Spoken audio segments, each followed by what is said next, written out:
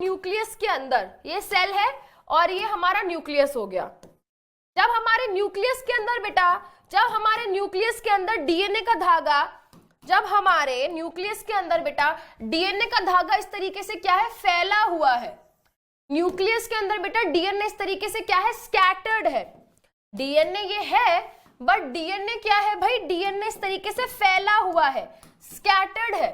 तो मैं क्या बोलूंगी कि देखो देखो सेल के अंदर क्रोमैटिन दिख रहा है। मान लो मैंने सेल को ऑब्जर्व किया और मुझे सेल के न्यूक्लियस के अंदर डीएनए का धागा फैला हुआ दिख रहा है, तो आई विल से देखो क्रोमैटिन दिख रहा है, डीएनए का धागा स्कैटर्ड है। बट अगर मुझे बेटा सेल के न्यूक्लियस के अंदर यही डीएनए अगर मुझे सेल के अंदर बेटा इस शेप में दिखाई दे रहा है, यही डीएनए वही है, बट ये डीएनए क्या है, ये डीएनए इस तरीके से इस शेप में दिखाई दे रहा है, इस शेप में दिखाई दे रहा है मुझे, तो मैं बोलूंगी क्रोमोसोम्स दिखाई दे रहे हैं। ये भी क्या है बेटा, ये भी डीएनए ही है। This is also DNA, this is also DNA, but ये डीएनए ने क्या ले लिया बेटा, इस तरीके से कॉइल शेप ले ली है। क्यों भाई, क्यों? सुनो जरा, देखो बेटा होता क्या है, जब हमारा सेल डिवाइड कर रहा होता है, when our cell is actually dividing, पहले हमारा डीएनए कुछ ऐसे था, अब जब हमारा सेल डिवाइड कर रहा होगा तो इसको समेटना पड़ता है, ठीक है। ये क्या होता है बेटा, उस टाइम पे ये जो डीएनए का धागा ये क्या होने लगता है, ये कॉइलिंग होने लगती है। इसकी डीएनए की धागे की क्या होने लगती है, कॉइलिंग एंड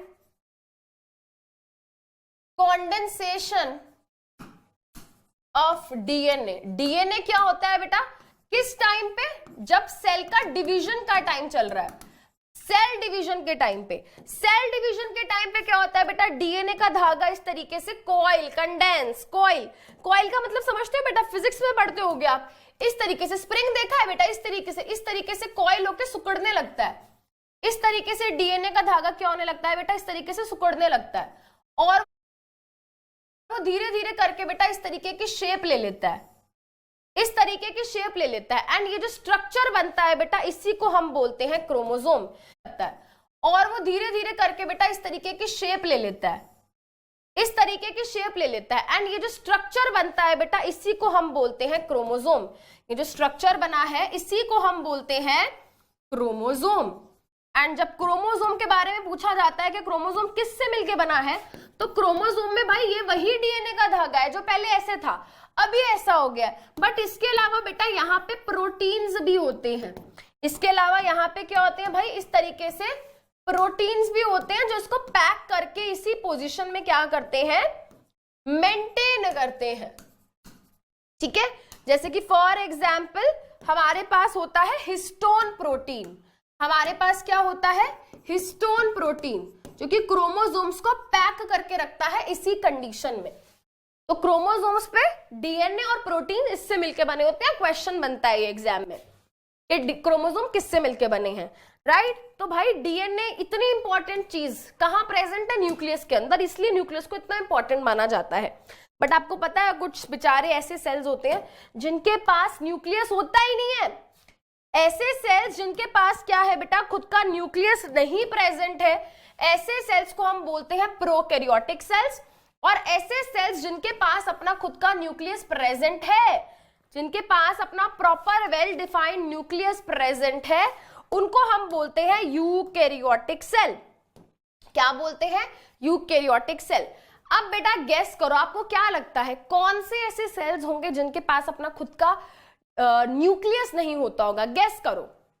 नहीं पता, अरे कोई नहीं यार, इट्स ओके। अच्छा मैं बताती हूँ, देखो बेटा प्रोकैरियोटिक जो ये टर्म आया है, ये आया है प्रिमिटिव से।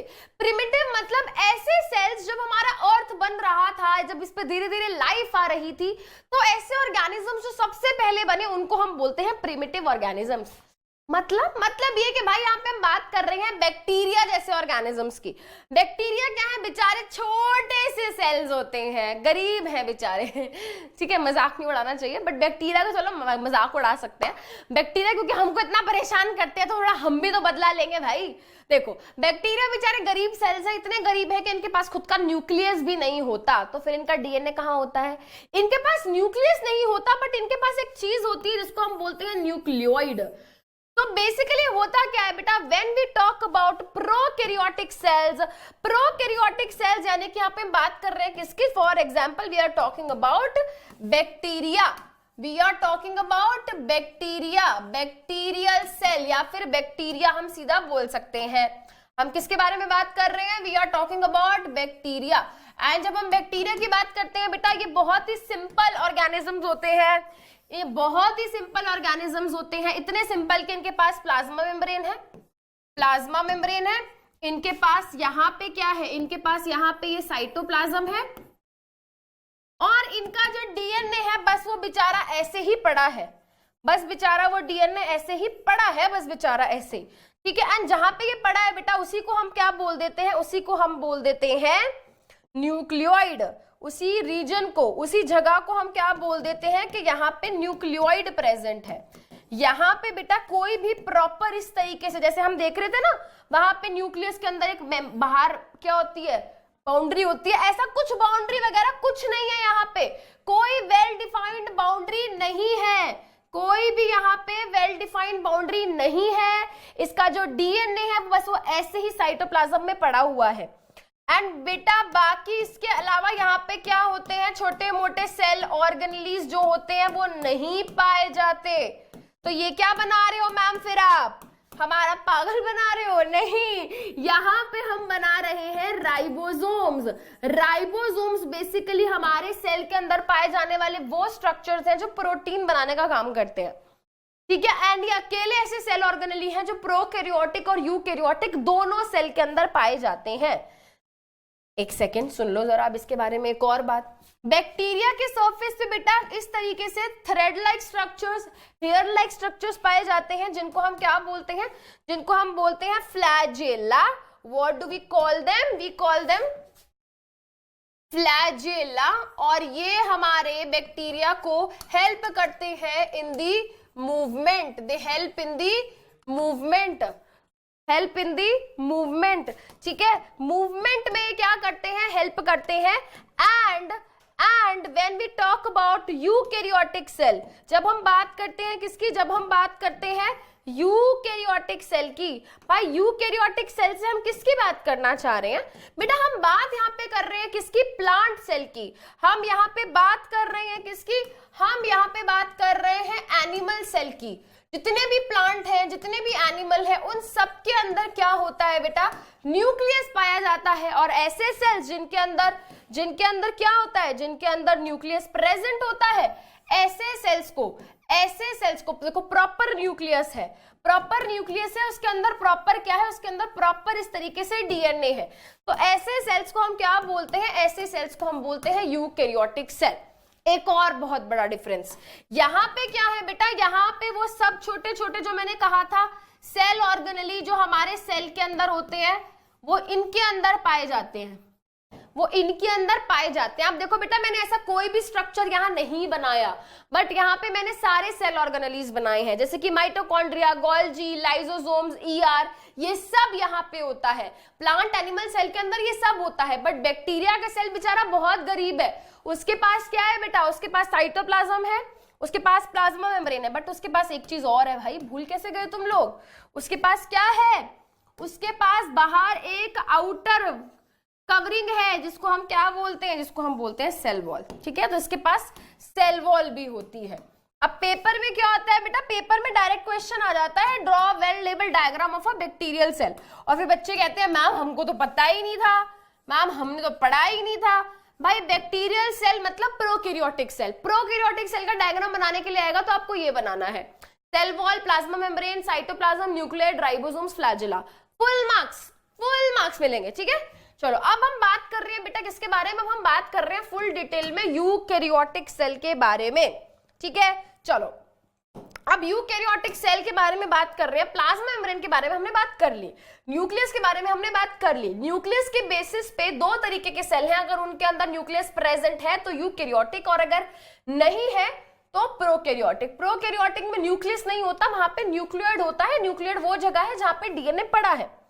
अब हम इन सेल ऑर्गेनेलीज के बारे में बात करेंगे। भाई सेल के अंदर डिफरेंट फंक्शन परफॉर्म करने हैं, और डिफरेंट फंक्शन को परफॉर्म करने के लिए डिफरेंट स्ट्रक्चर्स होने चाहिए। उन्हीं डिफरेंट स्ट्रक्चर्स को हम बोलते हैं सेल ऑर्गेनेलीज। हर सेल ऑर्गेनेली अपने आप में क्या है, यूनिक है। हर सेल ऑर्गेनेली की अपने आप में एक यूनिक शेप है, और हर सेल ऑर्गेनेली का अपना क्या है, अपना एक यूनिक फंक्शन है। ठीक है, चलिए अब एक एक करके हम सारे सेल ऑर्गेनेलीज के बारे में बात करेंगे। एक जर्नलाइज पॉइंट, कई बार डायरेक्ट क्वेश्चन पूछ लेते हैं कि भाई बताओ डिफरेंस बिटवीन इसमें सिंगल मेम्ब्रेन कौन सा है, डबल मेम्ब्रेन कौन सा है, तो ये हमको आना चाहिए।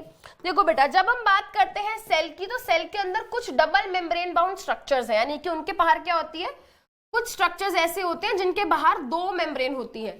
जिनके बाहर क्या होती है, जिनके बाहर दो मेम्ब्रेन होती है, मतलब उनकी खुद की दो मेम्ब्रेन्स हैं, दो बाउंड्रीज हैं।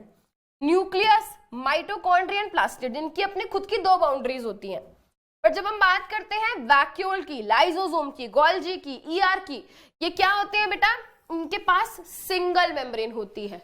और बेचारे फिर ये आ जाते हैं, इनके पास है ही नहीं। अब जब कुछ है ही नहीं तो बनाऊं क्या यार। तो राइबोसोम और सेंट्रोसोम ये क्या करते हैं बेटा, ये प्रोटीन बनाने में मदद करता है और ये सेल को डिवाइड करने में मदद करता है। ठीक है, इनके पास मेम्ब्रेन नहीं होती। अब ये सब क्या है ma'am, Golgi body, endoplasmic reticulum, lysosome, vacuole, mitochondria, ये सब क्या है, चलो भाई देखते हैं वन बाय वन। ठीक है, पूरा का पूरा बेटा इस चार्ट से सारा समझ लेंगे बहुत ही क्विक एंड इजी तरीके से। चलो देखते हैं यहाँ पे। तो भाई सबसे पहले बात कर रहे हैं किसकी, एंडोप्लाज्मिक रेटिकुलम की। जब हम बात करते हैं एंडोप्लाज्मिक रेटिकुलम की, तो एंडोप्लाज्मिक रेटिकुलम कितना स्टाइलिश नाम है। ठीक है, एंडोप्लाज्मिक रेटिकुलम बेटा दो तरीके के होते हैं। एक हमारा होता है रफ एंडोप्लाज्मिक रेटिकुलम, इसको RER भी बोला जाता है, और एक होता है SER, जिसको हम बोलते हैं स्मूथ एंडोप्लाज्मिक रेटिकुलम। नाम से समझ आ रहा है ये रफ होता है और ये स्मूथ होता है। क्यों भाई, ऐसा क्यों बोल रहे हैं, देखो हमारा जो न्यूक्लियस है बेटा उससे एसोसिएटेड होते हैं, सबसे पहली बात तो ये। और इसके साथ बेटा इस तरीके से क्या होता है, इस तरीके से नेटवर्क होता है, इस तरीके से नेटवर्क होता है ट्यूब्स का एंड शीट का। तो ये न्यूक्लियस हो गया, और न्यूक्लियस की जो आउटर वॉल है उसके साथ ये इस तरीके से ER क्या होता है, प्रेजेंट होता है। अगर मेरे ER के सरफेस पे बेटा इस तरीके से छोटे छोटे मुझको क्या दिख रहे हैं, राइबोसोम्स अटैच्ड दिख रहे हैं। ठीक है, तो ये जो स्ट्रक्चर मुझे दिख रहा है मैं इसको बोलूंगी RER। और अगर सरफेस पे कुछ भी नहीं है, अगर सरफेस पे कुछ भी नहीं है, तो I will call it smooth endoplasmic reticulum. तो रफ एंडोप्लाज्मिक रेटिकुलम में क्या है बेटा, ribosomes are attached, ribosomes are attached, ठीक है, या प्रेजेंट। और यहां पे बेटा सरफेस पे क्या है, यहां पे सरफेस पे राइबोसोम्स अटैच्ड है, राइबोसोम्स प्रेजेंट है। यहां पे बेटा कोई भी राइबोसोम कुछ नहीं है, राइबोसोम्स क्या है, एब्सेंट है। अब बेटा जैसे कि मैंने कहा राइबोसोम्स क्या है, राइबोसोम प्रोटीन फैक्ट्रीज होते हैं, इनका काम प्रोटीन बनाना है। तो जो RER होता है वो काम क्या करता है बेटा, उसका काम है प्रोटीन सिंथेसिस करना। वो क्या करता है, प्रोटीन सिंथेसिस की प्रोसेस करता है। तो जितने भी प्रोटीन्स बनते हैं वो RER बनाता है। एंड जितने भी लिपिड्स होते हैं, जितने भी लिपिड्स होते हैं उसकी सिंथेसिस कौन करता है, उसकी सिंथेसिस हमारा स्मूथ एंडोप्लाज्मिक रेटिकुलम करता है। बेटा याद करो प्लाज्मा मेम्ब्रेन किससे मिलके बनी थी, प्लाज्मा मेम्ब्रेन मिलके बनी थी लिपिड्स एंड प्रोटीन से। तो प्लाज्मा मेम्ब्रेन के वो जो लिपिड्स है कौन बनाता है, smooth endoplasmic reticulum. Plasma membrane के वो जो प्रोटीन्स है वो कौन बनाता है, रफ एंडोप्लाज्मिक रेटिकुलम, राइट। उसके अलावा बेटा जब हम स्मूथ एंडोप्लाज्मिक रेटिकुलम की बात करते हैं, ये डिटॉक्सिफिकेशन ऑफ ड्रग्स में भी क्या करता है, हेल्प करता है। तो बेटा जो हमारे वर्टिब्रेट्स होते हैं, यानी कि ऐसे एनिमल्स जिनके पास बैकबोन होती है, उनके लिवर सेल के, उनके लिवर सेल के अंदर स्मूथ एंडोप्लाज्मिक रेटिकुलम क्या करता है, डिटॉक्सिफिकेशन ऑफ ड्रग्स में भी क्या करता है, ये मदद करता है इन लिवर सेल्स। लिवर के जो सेल्स होते हैं उनका जो SCR है वो डिटॉक्सिफिकेशन में भी क्या करता है, मदद करता है, ड्रग्स को डिटॉक्सिफाई करता है, उनको तोड़ तोड़ के बॉडी से बाहर निकालने में मदद करता है, राइट। तो ये क्या है बेटा, एंडोप्लाज्मिक रेटिकुलम। एंडोप्लाज्मिक रेटिकुलम के और भी फंक्शन है बेटा, देखते हैं और भी फंक्शन है, जैसे कि बेटा यहाँ पे ये क्या है बेटा, नेटवर्क है इंटरकनेक्टेड मेम्ब्रेन्स का। इसका काम क्या है, मैकेनिकल सपोर्ट देना, इसका काम है मैकेनिकल सपोर्ट देना हमारे सेल को। उसके अलावा ये थोड़ा बहुत इंटरसेल्युलर ट्रांसपोर्ट में भी मदद करता है, यानी कि सेल के अंदर ही चीजों को अगर इधर से उधर भेजना है तो उसमें कौन मदद करता है, एंडोप्लाज्मिक रेटिकुलम। उसके बाद फिर आ जाता है हमारा गोल्जी। गोल्जी कुछ इस शेप का, कुछ इस शेप का क्या होता है बेटा, इस शेप का ये सेल ऑर्गेनेली होता है, ठीक है। एक के ऊपर स्टैक्स होते हैं, ठीक है, और एक के ऊपर एक जो स्टैक्स होते हैं किसके होते हैं, ये होते हैं सिस्टर्ने के। क्या होते हैं बेटा, इनको हम क्या बोलते हैं, what do we call them, we call them cisternae, cisternae, इनको सिस्टर्ने बोलते हैं। अब गोल्जी का काम क्या है बेटा, गोल्जी को सबसे पहले डिस्कवर किया था कैमिलो गोल्जी नाम के साइंटिस्ट है, उनके ऊपर इसका नाम पड़ा है, ठीक है। अब बेसिकली बेटा क्या है, ये इसका काम होता है हमारे सेल के अंदर चीजों को ट्रांसपोर्ट करना, चीजों को स्टोर करना, चीजों को मॉडिफाई करना।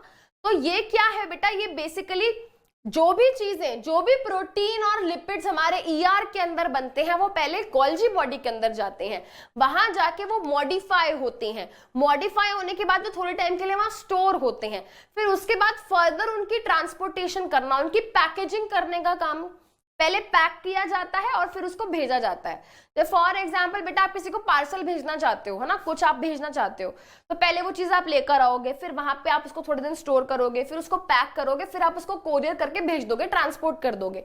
बिल्कुल वैसे ही गोल्जी क्या करता है, चीजों को स्टोर करता है, चीजों को मॉडिफाई करता है, चीजों को स्टोर करता है, चीजों को पैक करता है और चीजों को हमारे सेल से अगर इधर उधर भेजना है ट्रांसपोर्ट में मदद करता है।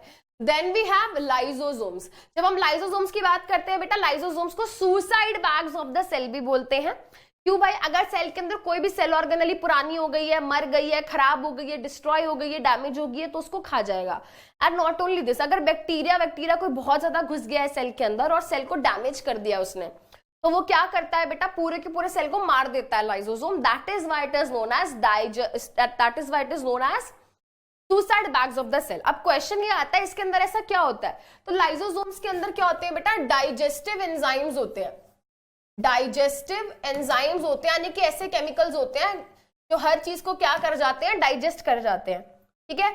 उन डाइजेस्टिव केमिकल्स की वजह से सब चीजों को खा जाता है, इवन अपने खुद के सेल को खा जाता है जिसके अंदर वो प्रेजेंट होता है, बट हमेशा ऐसा नहीं करता, तभी करता है जब खतरा होता है, ठीक है।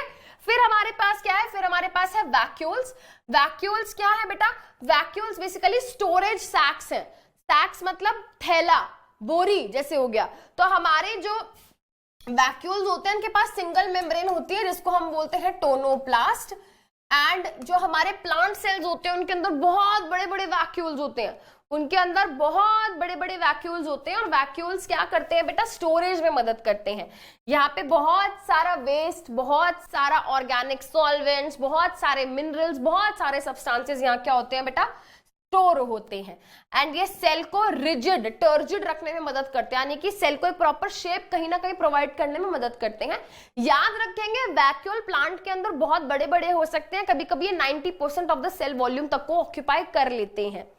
एनिमल्स के अंदर वैक्यूल छोटे साइज के होते हैं और कई बार होते भी नहीं है, ठीक है। चलिए फिर आ जाते हैं हमारे दो बहुत ही इंपॉर्टेंट सेल ऑर्गेनेलीज, आखिरी में इनको छोड़ा हुआ है क्योंकि ये क्या है, ये सेमी ऑटोनॉमस है, सेमी ऑटोनॉमस। इसका क्या मतलब है, देखो भाई ये अपने क्या है, सेल के गुंडे हैं, ये राजा हैं।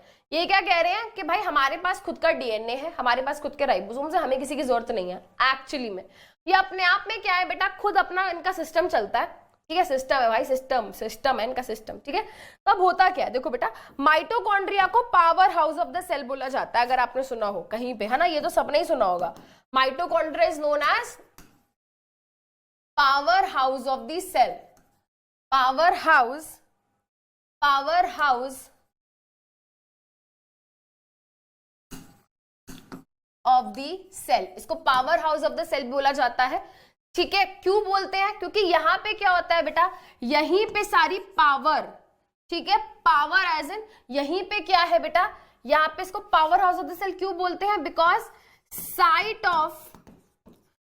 ऑफ एनर्जी प्रोडक्शन, ठीक है, इसको power house of the cell क्यों बोलते हैं बेटा? इसको power house of the cell इसलिए बोलते हैं बिकॉज यहीं पे क्या होती है बेटा, ठीक है, यहीं पे क्या होती है, एनर्जी प्रोड्यूस होती है। हमारे सेल को जो भी काम करना है उसको वो काम करने के लिए एनर्जी चाहिए, ठीक है, और वो एनर्जी कहां बनती है बेटा? वो एनर्जी बनती है माइटोकॉन्ड्रिया के अंदर, इसीलिए माइटोकॉन्ड्रिया को power house of the cell बोलते हैं। और ये एनर्जी कब बनती है बेटा? ये एनर्जी बनती है एरोबिक रेस्पिरेशन के दौरान। तो जब एरोबिक रेस्पिरेशन की प्रोसेस होती है तो उसमें एनर्जी बनती है, और क्योंकि यहाँ पे एनर्जी बनती है इसलिए इसको power house of the cell भी बोलते हैं। अब बेटा एनर्जी बनती है किस फॉर्म में? एनर्जी बनती है एटीपी की फॉर्म में, है ना, ये टर्म याद रखना है बेटा। एटीपी किस फॉर्म में, एनर्जी किस फॉर्म में बनती है? एनर्जी बनती है एटीपी की फॉर्म में। एटीपी स्टैंड्स फॉर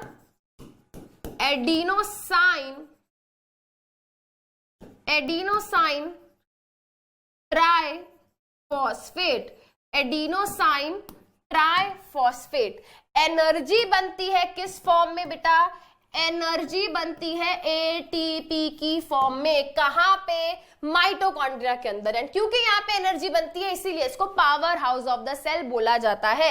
इसके बारे में एक और पॉइंट याद रखना है बेटा, ये डबल मेम्ब्रेनस होता है, यानी इसके पास दो मेम्ब्रेन होती है। ये इसकी क्या है बेटा? ये इसकी आउटर मेम्ब्रेन है, और जो इसकी इनर मेम्ब्रेन होती है बेटा, याद रखेंगे उसमें ना काफी सारे इनफोल्डिंग्स होते हैं। मतलब वो इस तरीके से क्या होती है, वो इस तरीके से अंदर की तरफ फोल्ड होती है, इस तरीके से, इस तरीके से क्या होती है बेटा, उसमें इस तरीके से अंदर की तरफ इनफोल्डिंग्स होती हैं। और इस इनर मेम्ब्रेन को हम क्या बोलते हैं बेटा? इस इनर मेम्ब्रेन को हम बोलते हैं क्रिस्टे। क्या बोलते हैं बेटा? इसको हम बोलते हैं क्रिस्टे। और जैसा कि मैंने कहा, यहीं पे अंदर क्या होता है बेटा, यहीं पे अंदर डीएनए का खुद का, माइटोकॉन्ड्रिया का खुद का डीएनए होता है, आरएनए होते हैं, खुद के राइबोसोम्स होते हैं। तो इसके पास खुद का डीएनए, खुद का आरएनए और खुद के राइबोसोम्स हैं, यानी कि अपने प्रोटीन से खुद बना सकता है। Very very important. Then we have last but not the least, आपने कभी प्लांट्स को देखा